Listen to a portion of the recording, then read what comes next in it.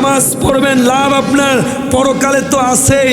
আমি শুধু দুনিয়ার লাভটা আপনাদেরকে শোনাই।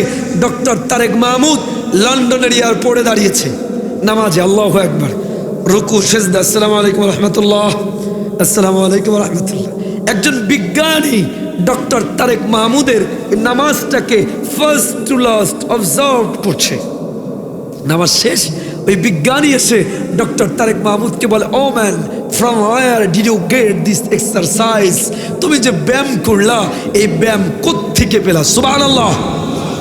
ডক্টর তারেক মাহমুদ বলে, oh man, it's not exercise, it's our prayer. Allah orders us to pray 5 times in every day. এটা কোনো ব্যায়াম নয়, এটা নামাজ।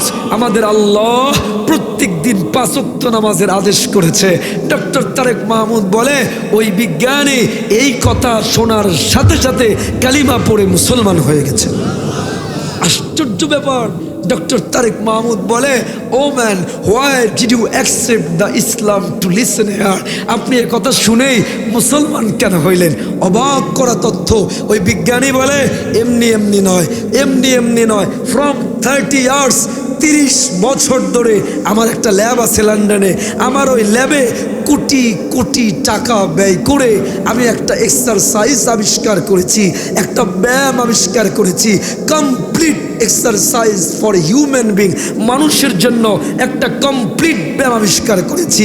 শোনো, আমি কোটি কোটি টাকা ব্যয় করে যেই ব্যায়াম বানিয়েছি, তুমি তোমার ভাষায় যে নামাজ পড়লা, আমার এই কোটি টাকার ব্যায়ামের থেকে তোমার নামাজ মানুষের জন্য কোটি গুণে উত্তম।